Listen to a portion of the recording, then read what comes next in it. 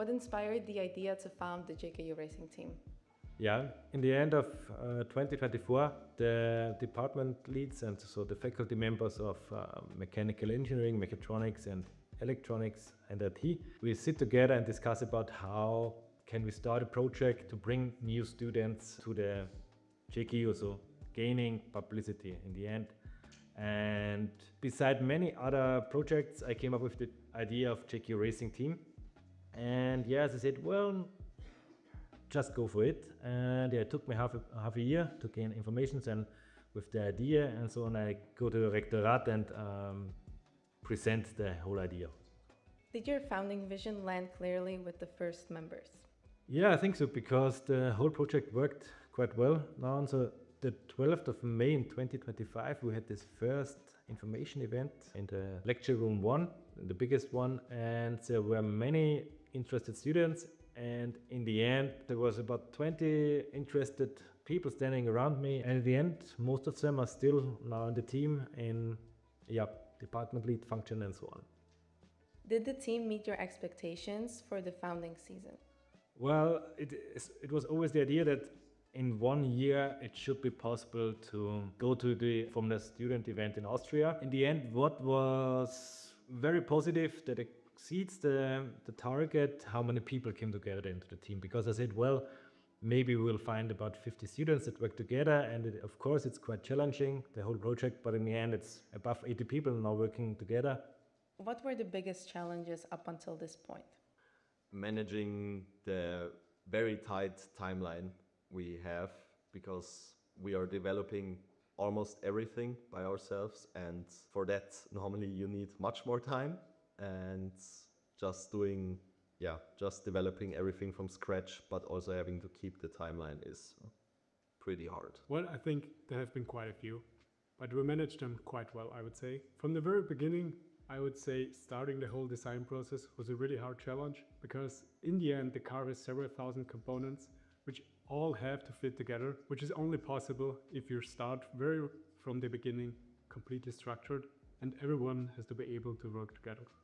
What was your first reaction when you saw the budget needed? I was phased. Honestly, I was speechless. In my opinion, it's really hard to allocate funds correctly for such a big scale project. Asking other teams was a good starting point, because, seeing how they're doing it, but obviously it's a big difference because they've been doing it for years and they already have a structure set in place. So in the end, we still needed to figure out what was going to work best for us. What did you have to build from scratch just for the team to exist? We had to build up a new association. So we founded at this association 1 year ago. And then we also had to introduce some departments and department leads, so the department can focus on their own work and work efficiently in their specific topic. But also it was important that the departments can work together with each other. How do you start when there's nothing to build up on? You have to set some kind of outline, guideline on what you want to achieve with the project and what you think also is cool. First of all, we go to ask all our befriended teams for their help. They're very helpful and they help us a lot. But furthermore, of course, we have to do all our design, all our calculations, everything on our own. What's the biggest difference between the team then and now? We have a car. Okay. What is the JKU racing team to you, beyond a racing team? Well, it's some kind of, it makes me happy because I'm very passionate about working with young people together and bring them to push the limits. And this whole project, beside that it's a race team, it's really cool that the people spending that much effort, that much time into the project. And in the end, I'm really proud that it works that well. I think it's friendship, a lot of fun, a lot of stress, but you also get a lot of reward for it. For me personally, it's not only JKU Racing team, but it's the JKU Racing family. It's all the people here, it's the atmosphere, it's kind of a destination where you want to be. That's it for me. To me, the team is a community where people can gain a lot of experience in their field, meanwhile sharing a common passion with the others. A great opportunity to work on a project with motivated people who are all focused in the field of motorsports, and it's just a great team to work When you saw the first season goals, knowing we started from zero, what's the first word that came to your mind? Tough. Wow. Doable. Ambitious. Challenging. If you could say one short sentence directly to all sponsors and partners who decided to support this first year project, what would you tell them? Thank you very much for supporting us. Only thanks to your help. Is our mission. From zero to the Grid possible.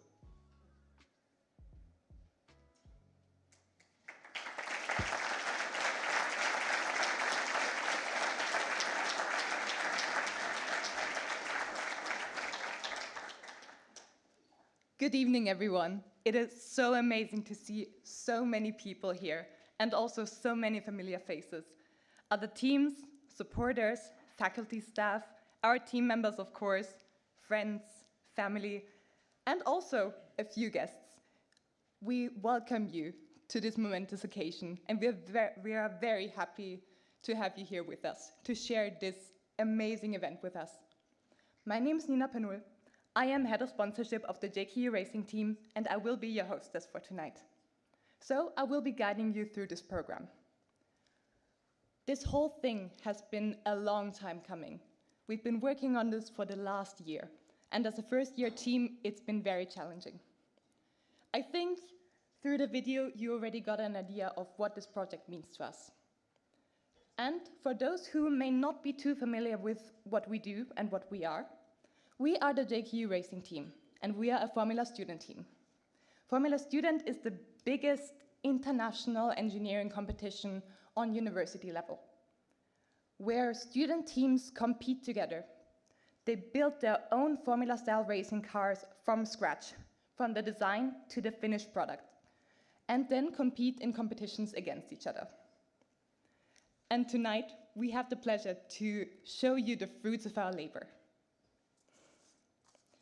Tonight, we will hear the story of how this project really came about. We will also have the pleasure to greet two of our major supporters on the stage. Then, our technical department leads will tell you how on earth we managed to build a car over the span of a year, from zero. Before we begin, I want to say initiatives like this are only possible because a group of people comes together and believe in one idea. An idea that might maybe not sound realistic at first, because we said we want to be the first Formula Student team from Austria that builds a car in 1 year. And based on the shape over there, we might have succeeded, but we will keep that revelation for the end. But just because it is a team effort doesn't mean that some people haven't played a very special role.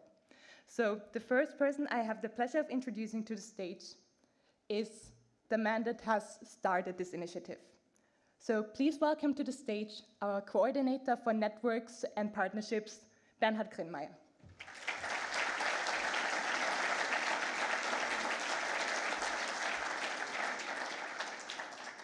Hello everyone. Wow. What can I say? I'm really overwhelmed. As I stand here and look around, it's amazing to see so many of you here for the first rollout of the JKU racing team. But first, let's rewind a bit. Almost exactly a year ago, I hosted the first info session for students interested in what would become the JKU racing team. I was optimistic then, but I never imagined that it would go that well. Since that day, the team has spent countless hours working through technical and social challenges, turning ideas into designs, tests into lessons, and a large group into a coordinated team. Today it's a pleasure here to stand and hear about what the team has achieved and what lies ahead. I'm proud how strongly the idea has grown and how the team has found its own path, largely without my involvement. You took the idea and turned it into a car, a team, a community. Congratulations, truly. None of this would have been possible without the support of the Johannes Kepler University and our sponsors. Thank you for believing in this vision and giving them the resources to make it real. To the team members, Your dedication and teamwork brought us to this moment. To everyone here tonight, thank you for your interest and encouragement. Please keep supporting them. Follow the journey, cheer them on, and spread the word. Many thanks to everyone involved, and now enjoy the rollout.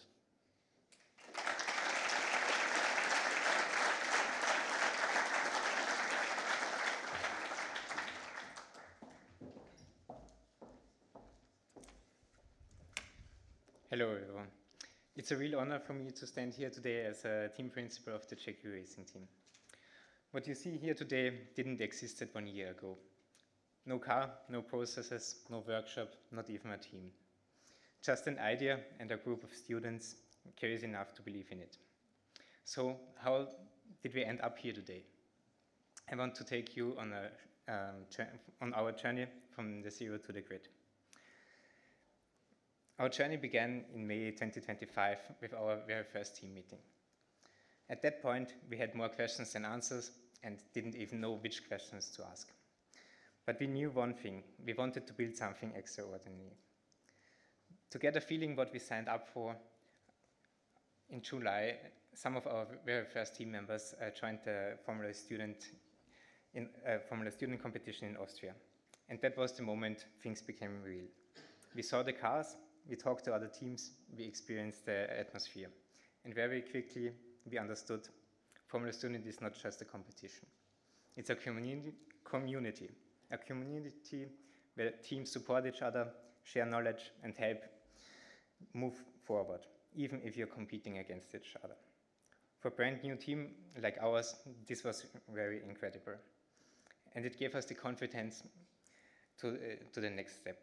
So in August, we founded our association, and on paper, we were a racing team then. Which sounds great, but a racing team without a car is just a motivated group chat. In September, the real work started. We defined our first timeline and our initial vehicle concept. Looking back, that was very ambitious. Some might say optimistic, some might say slightly insane. But from day one, we believed we could do it. And we were not alone. The support from JKU played a huge role in making this possible. When the semester started, we presented the team at the university. And this is where something really special happened. JKU brings together students from many different disciplines, all on one campus. So in short time, we managed to build up a team from more than 80 people from 22 different fields of studies. Which means we have people who can design and build a car, code software, people who can understand business, and last but not least, also people who make sure that deadlines didn't miss. So, and that diversity is one of our greatest strengths, because Formula Student is not just about building a car, it's about passion, teamwork, and pushing ourselves further every single day. Thanks to that teamwork, we were able to complete our design phase already in November, at least the first one. At the same time, we also joined many new partners who supported our vision. We were incredibly grateful that so many sponsors believed in us, and already at that point. In January, a new challenge emerged: qualifying for the Formula Student events. Once again, it was a completely new territory for us, and we didn't quite know what to expect. And after 12 intense hours of quizzes, we passed the first qualification step. We did actually quite well. We earned the opportunity to sign up to 8 events. So we had to decide to which events we will go. And as a first year team, we didn't want to take too much on it, so we just decided to go to 3 competitions. For this reason, our first competition will be in Switzerland. There will be our debut. Then we will have our home race in Austria, and our great season final will be in Alpe Adria in Croatia. But of course, to compete at the events, we need a running car. So the last weeks were pretty intense. long nights, early mornings, plans that worked and many that didn't. And in our first season, it's not just about building the car, you're also building everything. The structure, the processes, the knowledge. And a team that learns how to deal with pressure, how to solve problems, how to keep going even when things didn't go according to the plan. But step by step, piece by piece, this car became a reality. Today marks a huge step in our journey to the grid. And we can proudly say we actually built a car. But when we arrive to our first competition, we know exactly where we stand. We are a first-year team. We are not arriving as favorites. We are not arriving with years of experience. But we are arriving with something else. We are here to prove a point, to prove what a motivated team can achieve in a very short time. And to show that this is only the beginning. Because for us, competitions are not just about results. They are about learning, gaining experience, and understanding where we can improve. And we are ready for the challenge. This season is about proving what is possible. The next one is about showing what we can build on top of it. Next season, we want to take the next step. We want to further develop this car, push its performance, refine our concepts, and unlock the full potential that we can only just begun to explore. We also want to show our sponsors and partners what is truly possible, because what we achieved in 1 year is only a first glimpse of what the team is capable of. And we are convinced that this team is an investment worth it. We don't just want to follow developments, we want to be part of them. This is why we're already building our autonomous driving department. Moving towards autonomous driving is the next logical step. But I will not go too much in detail for that. I would like to invite someone else on stage who can give a deeper insight. Please welcome on stage our department lead of autonomous driving, Gaspar Garcia.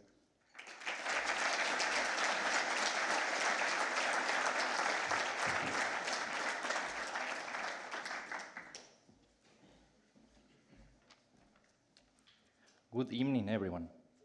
Going driverless is one of the most exciting directions we're already working towards next season. Over the last months, we've been building our first real experience in autonomous racing.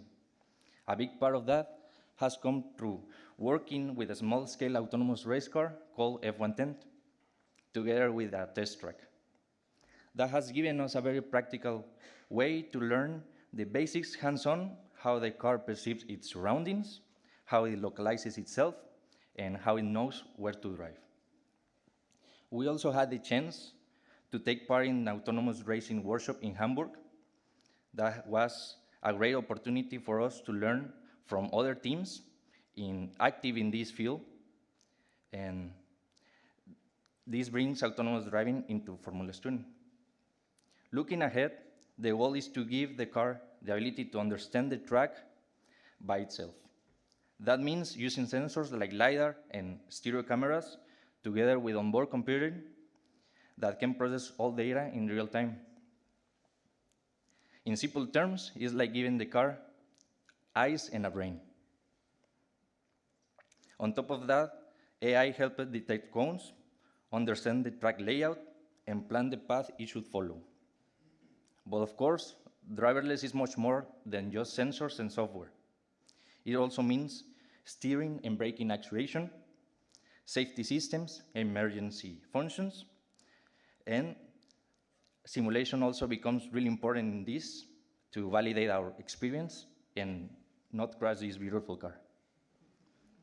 It is an ambitious goal for our second season, and we want to build it together with industry and from future partners that want to shape this next step. So, while this year the car will have a human driver, we're already working towards the moment where it can also race on its own. So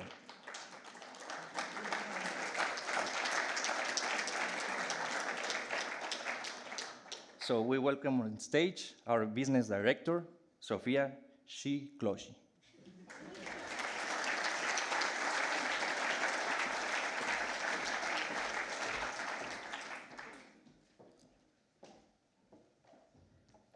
Good evening, everyone.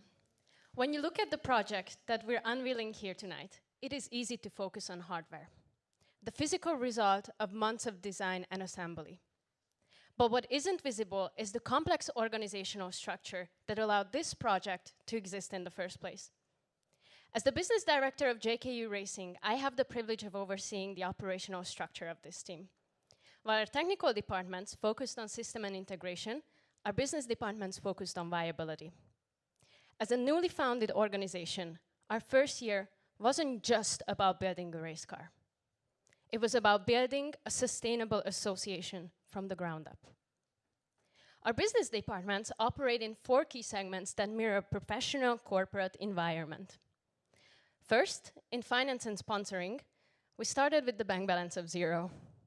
Our sponsoring department quickly became our frontline representatives, pitching our vision to potential partners before we even had a single component to show them. Supporting this is our HR department. In our volunteer-led organization, people are our main assets, and this team ensures that over 80 individuals from different backgrounds can work as a cohesive unit. For our public identity, marketing and event management built our brand from scratch, ensuring that our partners receive the visibility and professional representation that they deserve. Finally, our IT department, our silent heroes. They built the digital backbone of this team, ensuring that every person can work as effectively as possible. They developed our website entirely in-house to showcase our ambition. They also built our intranet, a custom center where we can track everything from working hours and invoices to parcel deliveries for components. This infrastructure ensures that every document is found in seconds and everything is tracked in real time. Our business departments also take on the challenges of the static events at the competitions.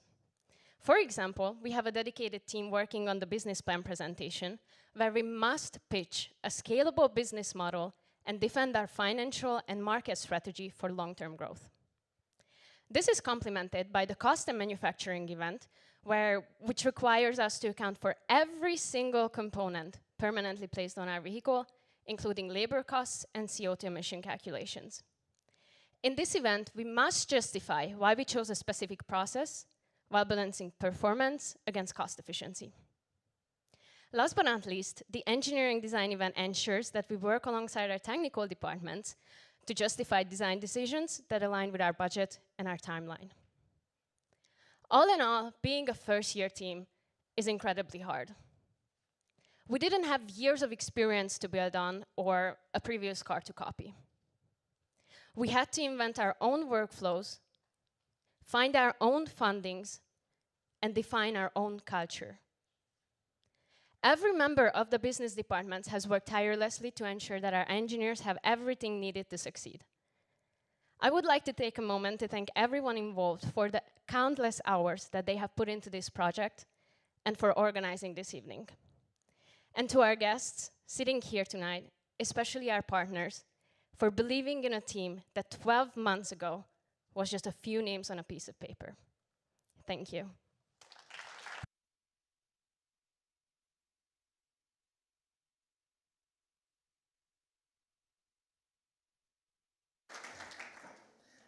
Thank you so much, Sophia. I think based on these speeches, you can already tell Formula Students is not just an engineering project. Engineering is important, of course. It is the heart of this project.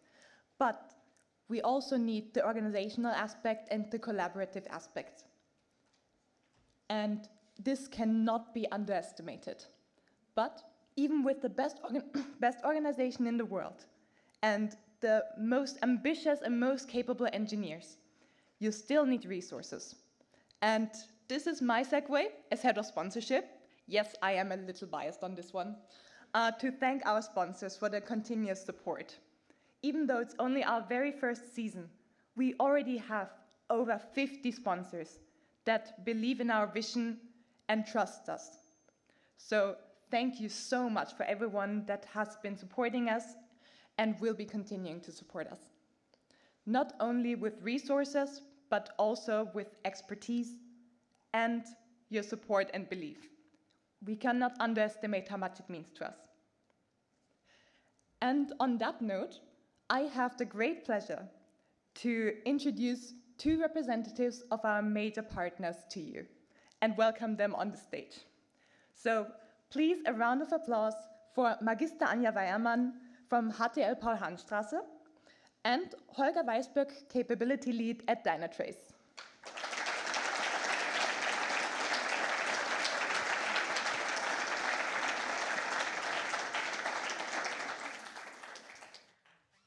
Please take a seat. So first of all, thank you so much for coming here, and thank you also for agreeing to join us on stage. It is really a pleasure to have you. Thank you. Thank you very much for the invitation. Yeah, I mean, HTL Paul-Hans-Straße and Dynatrace are two of our most important supporters. Without you, this project would have been a lot harder. I don't want to say impossible, but, you know. So, thank you very much. We have prepared a few questions for you, one of which will be answered individually. And we also have questions that we would like both of you to answer. So, if I may, I will start with you as representative of HTL Paul-Hans-Straße. The HTL has been one of our earliest supporters. So you're a gold supporter, and the question we have prepared for you is, how did the partnership with JKU Racing come about? And what convinced you to support a Formula student team from the very beginning, where we didn't have anything to show for ourselves yet? First of all, the team came to us and asked if they have access to our workshops. And I was a little bit skeptical, but afterwards I met all these people and how motivated they are. It was really inspiring for us, and so we wanted to help them and we wanted to be part of this project, this really great project. In 1 year, it's really amazing to build a car. It's great, and so we started the project, and it was also for us challenging, but we're really happy to be part of this project. Yeah, I can imagine. Some of our people can be very convincing given the right motivation. You know who you are. So, Holger, you as representative of Dynatrace, you have played such a big role in making this partnership happen. So first of all, thank you specifically for that. It was a pleasure. Thank you. Amazing. So Dynatrace was founded in Linz, so it is a local company, but it has become a global player. So the question we have prepared is, does supporting a local student initiative carry special meaning to Dynatrace? And does it also connect to how you identify and develop future talent? Yeah, I think there are multiple angles to answer that question, but spoiler alert, yes. So the answer is yes, it has special meaning, and it is also connected to how we identify talent. So I would say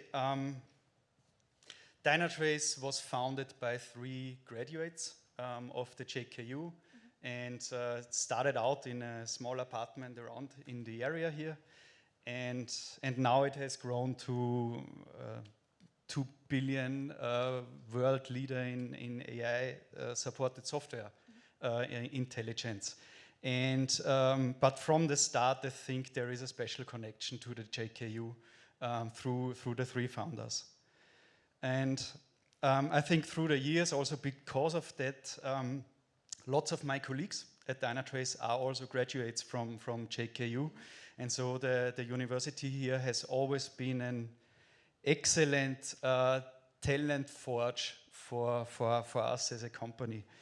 And I think the connection here is actually an interesting one when it comes to JKU Racing, because what you are doing here is basically you are going to apply academic knowledge in a real-world pressure scenario. So there are real deadlines, there is competition, and you have limitations like physics, for example. And this is something that we, in a similar way, apply day to day also at our customers. So I think that also fits well into this question of a connection. Yeah, so in a way, it is a full circle moment. Yeah, very likely, yes. The real answer, though, I think is much simpler. So the real answer that I can give you here is that when a colleague of mine was contacted by Riccardo, and we looked at that email and we found out that there will be a team of students creating this JKU racing team, and they want to build a car from ground up and race it in the first season. We thought that is absolutely crazy, and we need to get to know them. And then we did, and then we still thought it's absolutely crazy, but we also thought it's doable. And I think that is when it all started. Thank you so much. So the next question is for both of you. Beyond engineering itself, what is the one thing working with our team has taught you about how collaboration and speed and innovation matter? Yeah, for me, it was really great to see how they can inspire my own students with their enthusiasm, and how fast they built this car and how professional they work together. And it was really inspiring how teamwork worked with all of you, and how they also as they worked together with my team, and everyone was really happy and found it great to have them at our Linzer Technikum. Yeah, so from my end, I think the big revelation or the surprising moment was when it went from a crazy idea meeting highly motivated people like you to also seeing that level of professionalism you bring to the table together. So you have this one goal and you go for it regardless in which role you are in.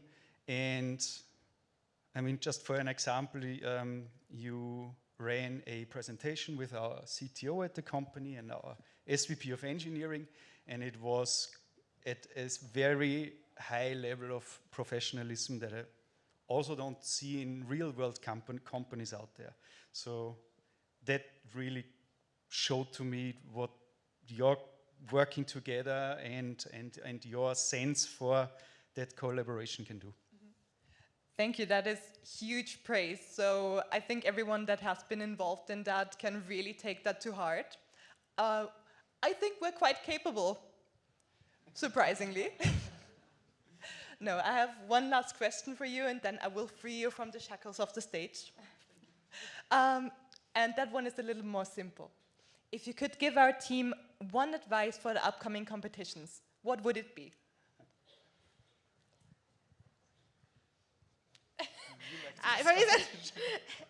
As a teacher, trust in your skills, trust in your team, and enjoy the moment. And good luck for all the races. Thank you. Yeah, something similar from my end. So you're preparing really well for those competitions. And at those competitions, stuff will break and stuff will go wrong.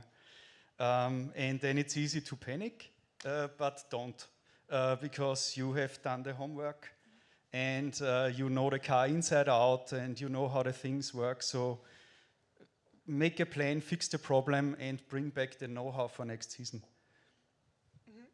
I hope my team members have taken notes. But now, thank you so much for your time and joining us on stage, and also for your insight. Thank you very much. Thank you.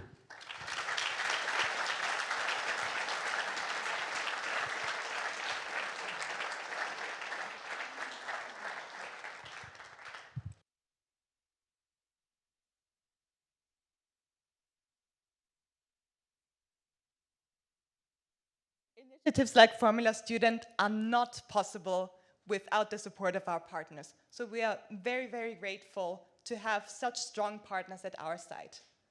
But now, I think we've talked enough for the moment, so I will grant all of us a short break from hearing people talk on stage. and I needed to. So please enjoy the next video.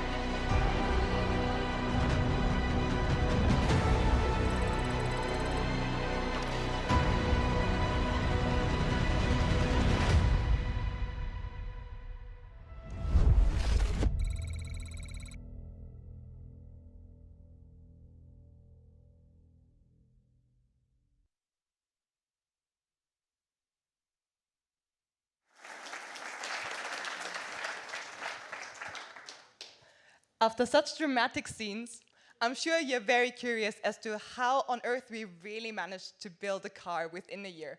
Because even now that we've done it, it sounds crazy. And for that, our technical department leads will talk you through the process from start to finish of how they managed to build a car. And spoiler alert, it happened with copious amounts of caffeine and not nearly enough sleep. So please, welcome to the stage with me, Christian Frassl.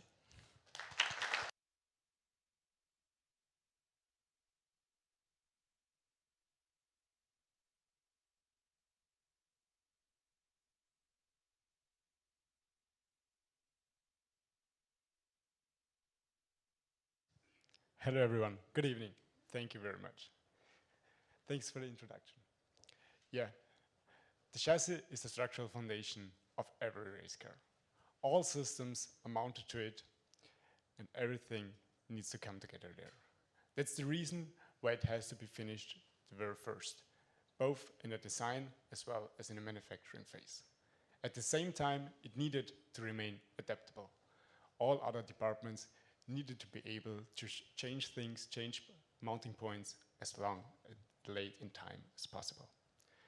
That's why we decided we are going to build a tubular steel space frame rather than a carbon fiber monocoque as most other developed teams do. That not only simplifies our design and in general the whole process, but also reduces our carbon fiber footprint.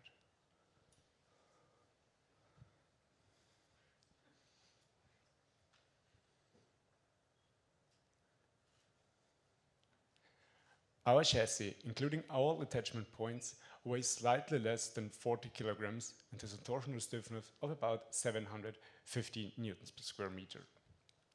And in general, I would say it looks pretty decent. How did we achieve all of that? Well, you only have to follow a consistent engineering approach. We used high-strength steel tubes, called R8, laser cut them precisely by the help of André Kaluker, and MAC welded them on our own in the HTL Paul-Hahn-Straße, Linzer Technikum.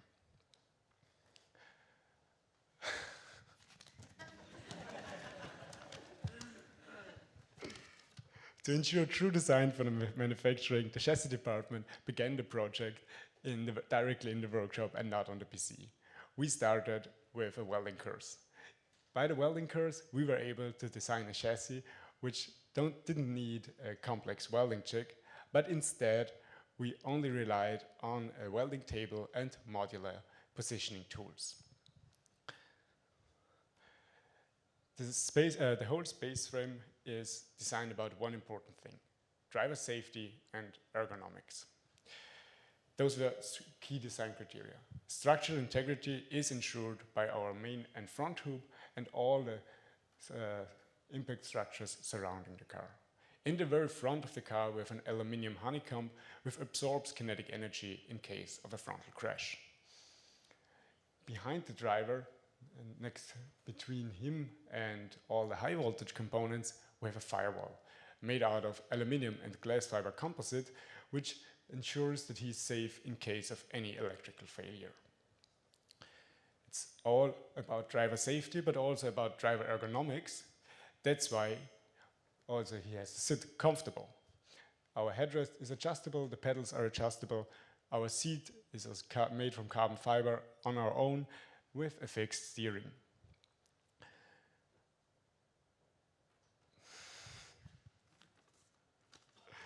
A further task for the chassis department was not only to develop the chassis itself, but also to develop the battery container.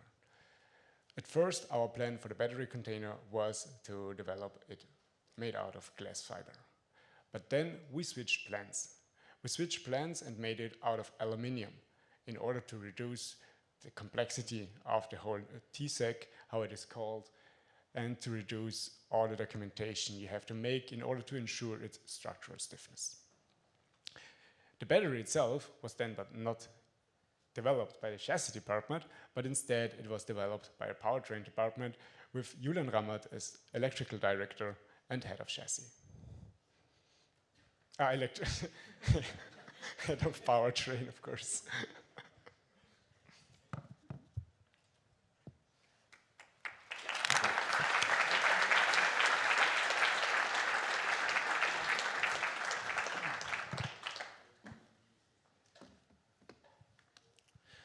Thank you, Christian.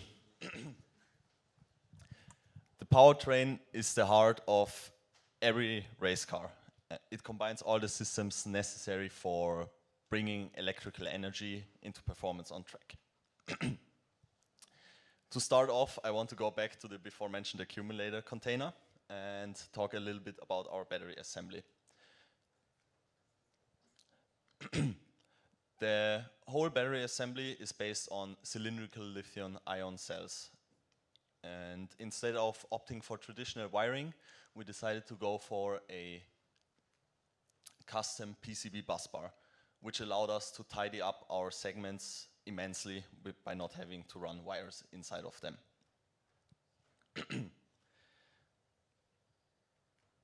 Moving on to the drivetrain itself. The entire system is based on a 600-volt architecture with two DTI FSIC inverter blocks as the core component of it. These two inverter blocks allowed us to achieve one of our most ambitious goals, I would say, having a four-wheel drive system in the first year. In combination with those inverter blocks, we decided to run Fischer Elektromotoren electric motors with customized housings and motor shafts. The housings consist of a 3D printed aluminum part with internal cooling geometry, which we also optimized with CFD simulations, as you can see here. And these simulations allowed us to make the most out of the cooling geometry, performance and weight-wise.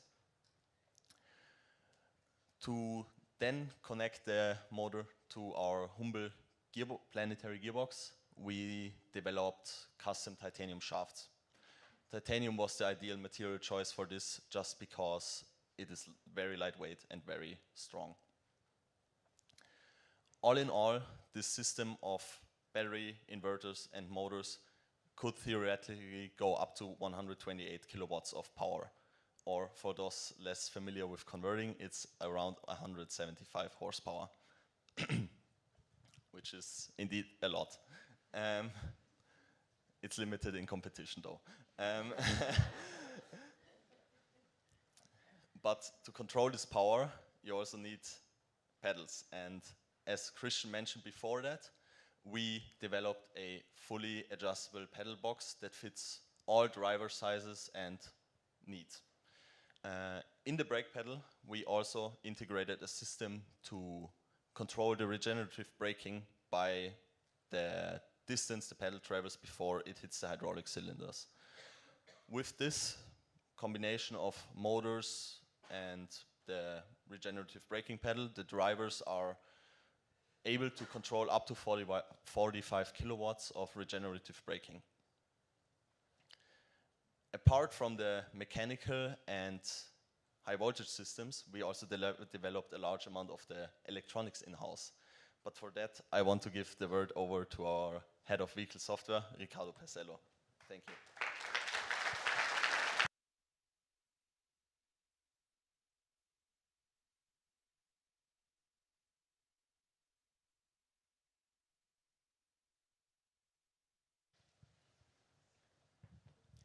Thank you, Julian.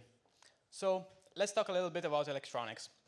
But before starting, please give a round of applause to Matthias Zöbel, who could not join us today, and his electronics department, because they are doing something really crazy in the first year. We have really a lot of custom stuff in the car. So thank you to the whole electronics department.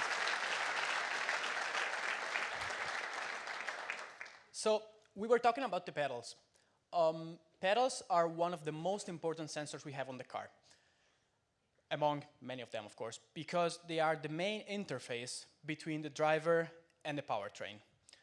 But starting from there, we can talk, for example, about where the signals of the pedals go into. Of course, we have some conditioning circuits, and we have some safety systems, which the people who already are into Formula Student will recognize, for example, the brake system plausibility device. And those systems are usually non-programmable and hardwired in, let's say, normal PCBs without microcontrollers. So we have quite some of those systems. Some of them, I mean, most of them are developed in-house, and outside of it, we also have third-party installation monitoring device, because that's what the rules require. Talking about, for example, the installation monitoring device, we are already moving into the accumulator area. But what do we have there? We don't just have these high power systems. We also have, as you could have seen from the slides before with Julian, some other systems, such as the bus bars. Or, for example, as you can see in the slides here, the accumulator management system master. We also have custom slaves, which are PCBs that are on every single segment.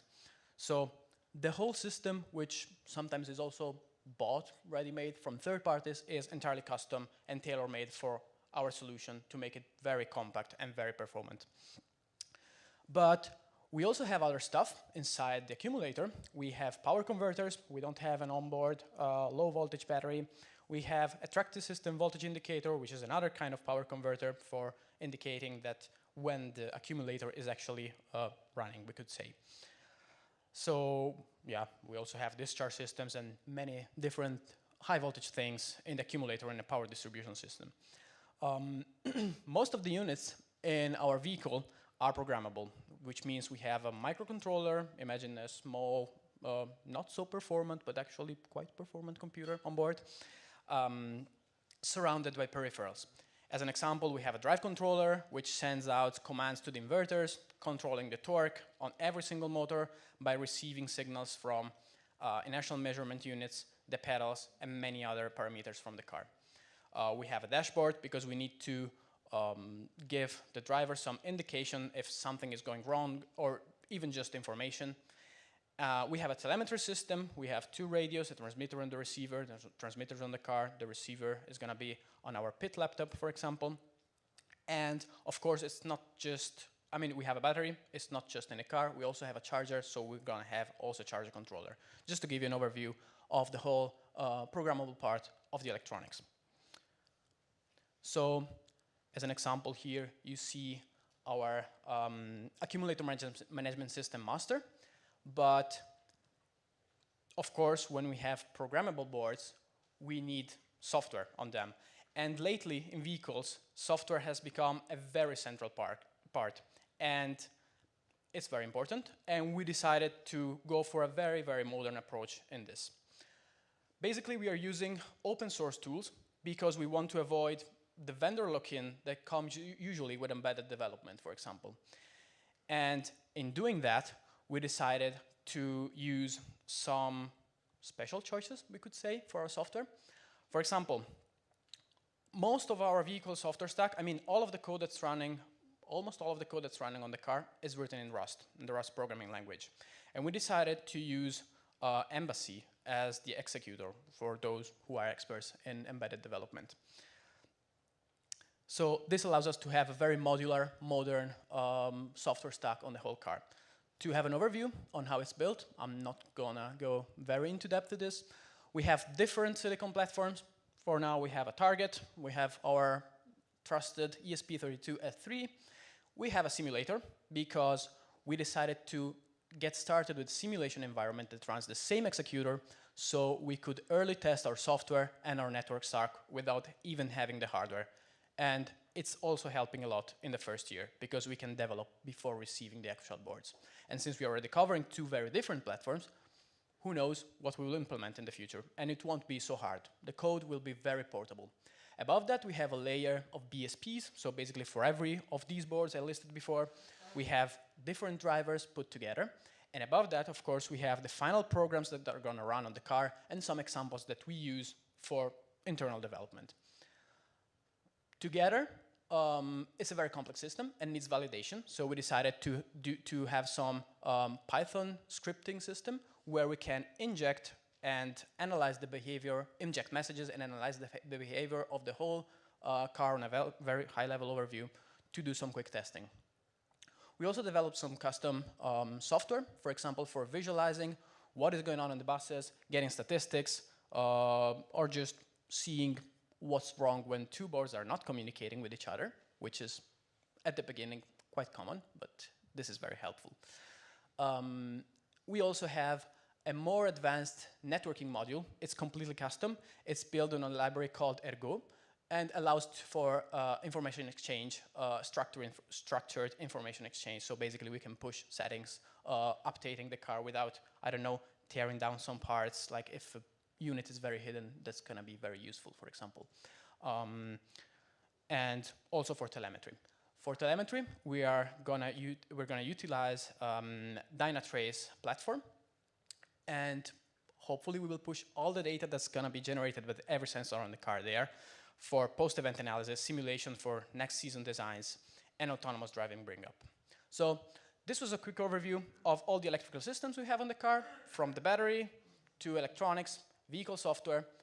I don't want to bother more with the electrical part, so I don't want to leave the mechanical guys hanging, or as some people would say, suspended. So please welcome the head of suspension, Agota Jeromos.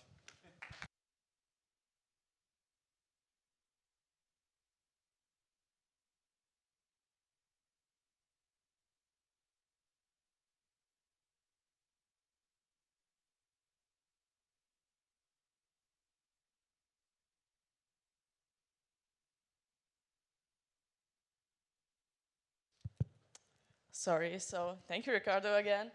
And yeah, so the name might fool you, but our department is responsible for way more than just the suspension itself. Because the speed performed by powertrain and the talent performed by the drivers can only make wonders on track if we actually have some very crucial components connecting them to this track. The driver's most influential tool is the steering wheel, which is built by an aluminum core with 3D printed grips printed by a very special rubber-like material. Attached with the quick release, the steering shaft connects the cardan joint to the steering rack, which translates the driver's hand movements to the movement on the track, actually. With that, I'd like to mention Although this might seem to be a rather simple assembly, there lies a way more complicated background behind it, the geometry. And with that, I'd like to go over to suspension. Because similar to steering, the suspension geometry took up probably most of the effort in the design phase. There's a lot of calculation, compromise, and hope that the car's planned specification will actually be the same in real life. And because we cannot guarantee that, we made all of the parts in the suspension adjustable. Because an optimal geometry is very crucial in the car's behavior. It affects actually the speed when accelerating, turning, going on straights, and braking even. And it also affects sometimes driver's ergonomics, especially with the steering. But that's only the wishbones. As you can see, we also have a spring and a damper component, which is mounted outwards of the chassis, mounted as a direct pushrod component, without a rocker, so there is no anti-roll bar this year. Continuing with the topic of crucialness, there's another very important thing. Suspension and steering connect the chassis to the wheel assembly.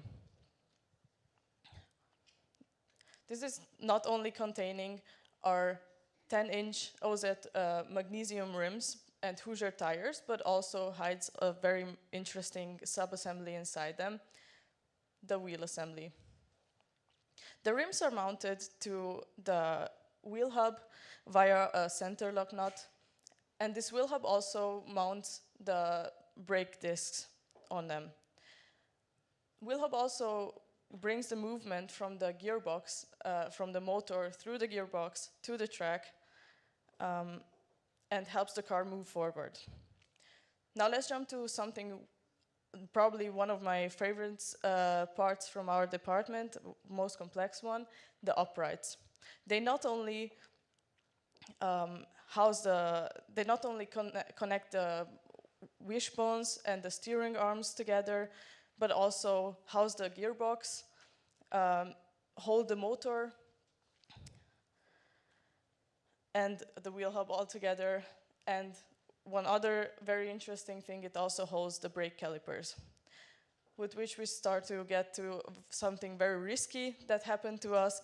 We basically were done with the design of our brake assembly, and we thought we are already ready to order when we had some difficulties with the manufacturer we were planning to order from. So on a very short notice, we had to redesign the whole brake assembly, which led to not only have a second design phase for us, but also to redesign the uprights.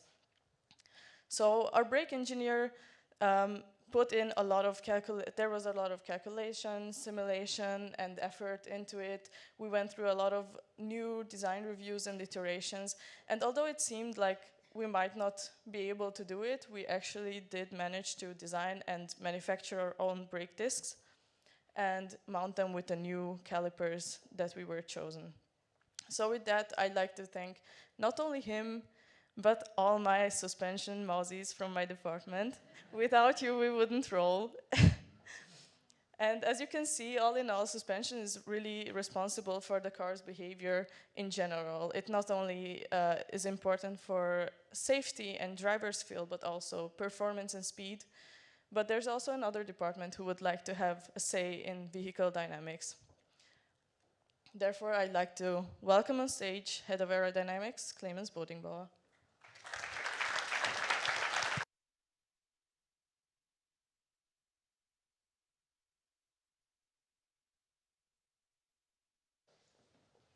Yeah, thank you very much.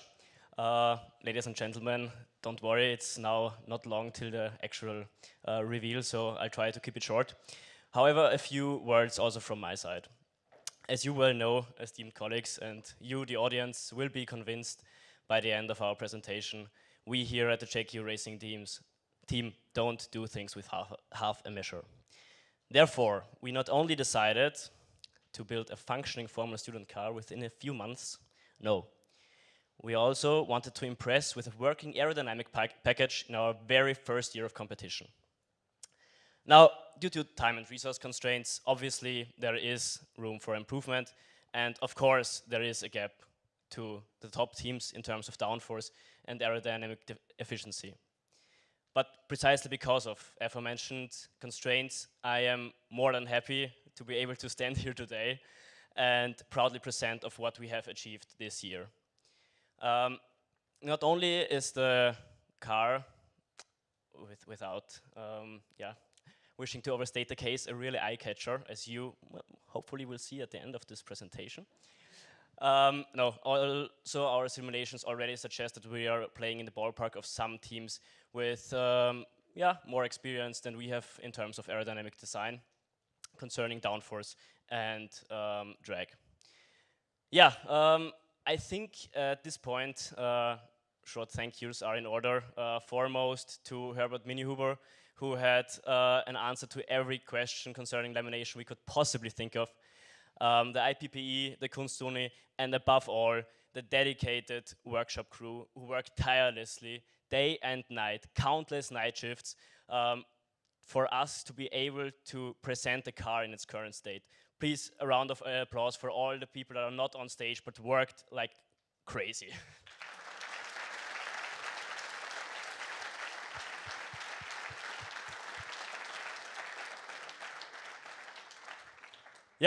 Jumping into the details, we understand 5 elements to this year's aerodynamic package. First of all, the bodywork that is shielding the driver and the electronics, while also minimizing drag. Then we have the side wing, which's main purpose is to house the radiator and facilitate its function. And then we get to the parts that are actually purely on the car for downforce creation and not to enlarge surface area for sponsor placements. First up, the front wing. It's designed more with a conservative mindset, balancing downforce creation with directing airflow to the underfloor, while also sporting gurneys at the end of the tandem configuration of the wings here. Which brings us to the rear wing, which is also sporting a gurney at the very end of the tandem configuration, and is, in comparison to the front wing, designed a bit smaller, so the center of pressure comes to the front axle to somewhat contradict the heavy T-sack in the back of the car. You can also see the now common swan neck mounting of the rear wing, and with that I want to get to the last part of the elements, as we have now covered 4 out of the 5 aforementioned. And that is the underfloor. Now, due to the speeds at which former student cars normally travel, this is a region where teams come up with very specific solutions. And we thought to directly translate a German saying, a lot helps a lot. So we built an absolute behemoth of an underbody, 2.5 meters long. And because of its Venturi tunnel design, it's by far the most efficient aerodynamic device put on the car. But to understand the concomitant forces acting on the car, we now welcome Paul Chamy, Head of Vehicle Dynamics, to explain us what forces exactly.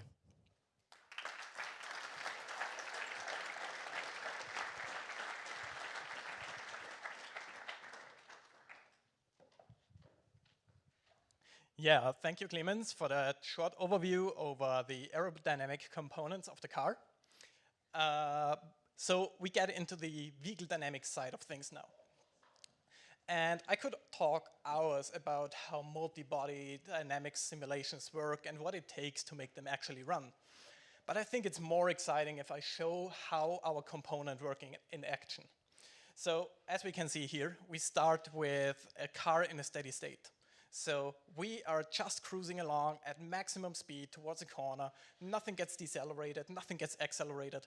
And we see the upcoming corner. And what do we have to do? The first thing we do is we ease off the accelerator.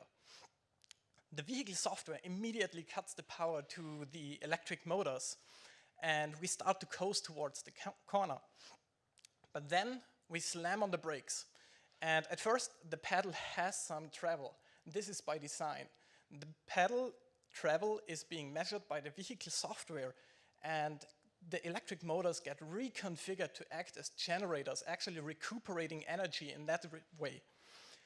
At the same time, or at some point, we actually hit the hydraulic braking system, the master cylinders of the hydraulic braking systems, increasing the pressure of the brake system, forcing the brake calipers shut and dissipating energy via friction. At the same time, the car begins to dive forward, really leaning onto these front tires and actually lifting up the rear tires. At this point, the car gets very unstable, but thanks to the suspension components, all 4 tires are still being connected to the ground, stabilizing the car. The aerodynamic components are pressing the car firmly into the ground, preventing all 4 tires from locking up. But at some point, after we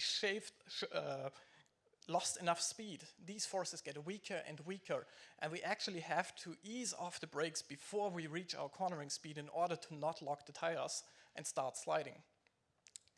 But then we reach our cornering speed and we start to turn in.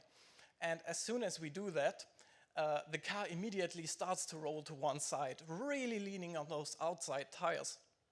At this point, the car is really driving on the outside tires. The inner tires are doing basically no work here. They're just there for decoration. This is the most crucial step of cornering, because at this point, we're on the limit. We're at the limit of grip. If there's a small bump in the road, if there's a small twitch on the steering wheel or a little blip on the throttle, the car loses grip and gets sent off flying into the distance. At this point, the car, all the 3 major components, like chassis, aerodynamics, and suspension, are working together to create the maximum amount of grip. But it's not only about the amount of grip you have, it's also about the distribution. So if you have too much grip in the rear, the car won't turn. But if you have too much grip in the front, the car turns too much and you start spinning.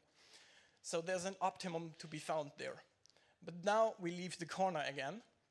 So we open up the steering and start to press the accelerator again. And the vehicle software immediately starts electrical powers to the motors again, accelerating our car like a rocket out of the corner.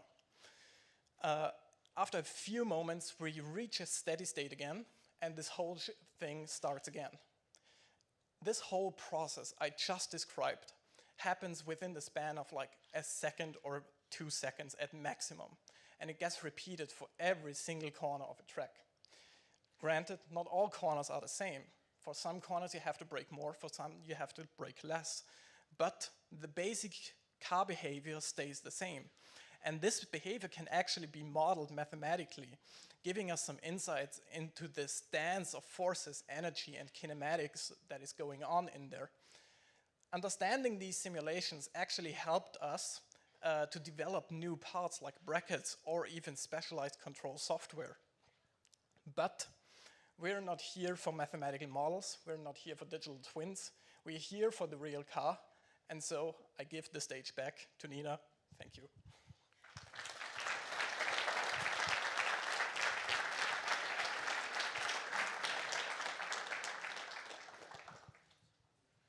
Thank you to all of our technical people for explaining the very detailed process that really stands behind building a car.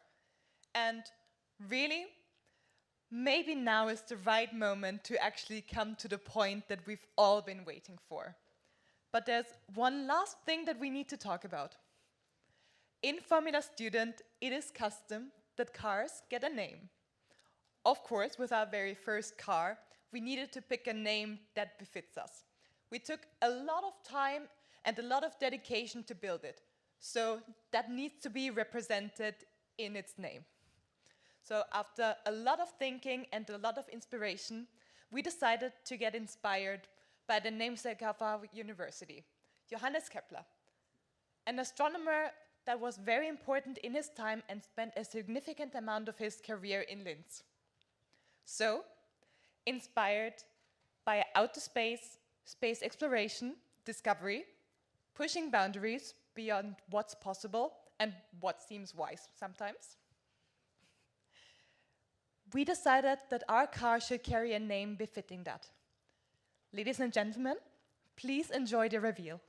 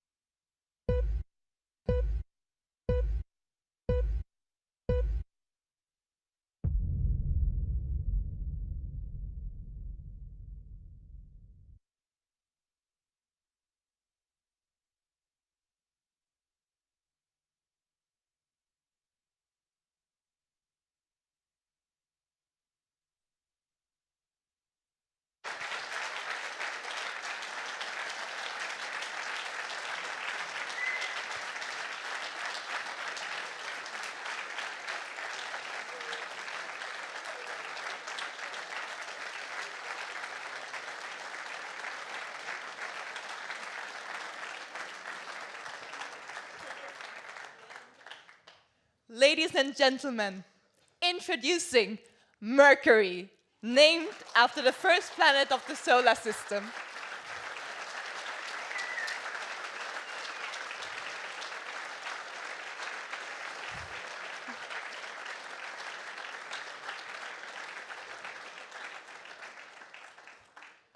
This is our very first Formula student car, and what a car it is. But it is also so much more. It is the result of a lot of work, countless nights that we spent not sleeping, but working on it, designing it, and just really dedicating ourselves to it. And I think it has paid off. So I think we can be extremely proud as a team.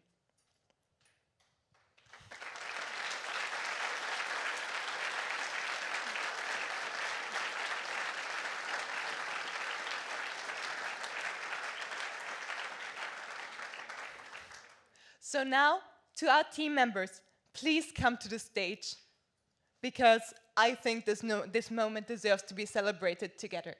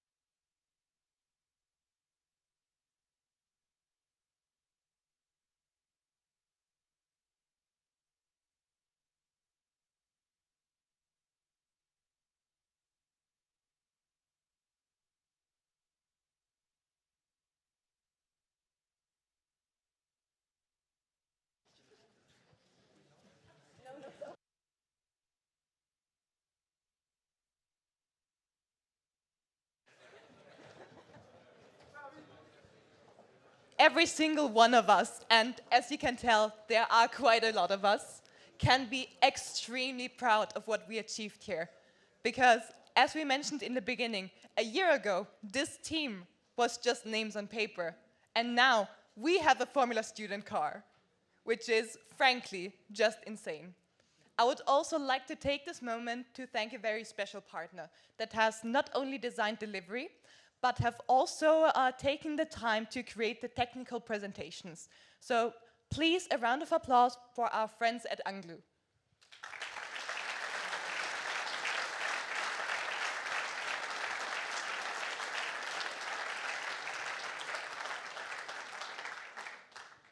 And with that, I would like to conclude the official stage program. So thank you for everyone that has taken the time to be here, for every supporter, every friend, every partner, every family member, and every single person that has supported this team and made this possible.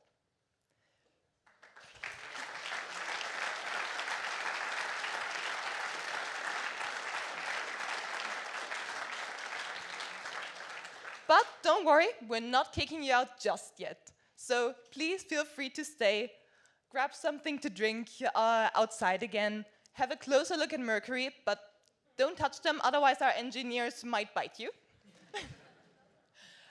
Speaking of our engineers, please also feel free to ask the team questions. But fair warning, some of our engineers are very willing to talk your ear off if you let them. But to be fair, that's why we love them. There's also the option to go to an after party afterwards that is hosted by another student organization, IESTE. So if you're interested in that, please head to the information desk outside. And with that, thank you so much for being here. It has been a pleasure.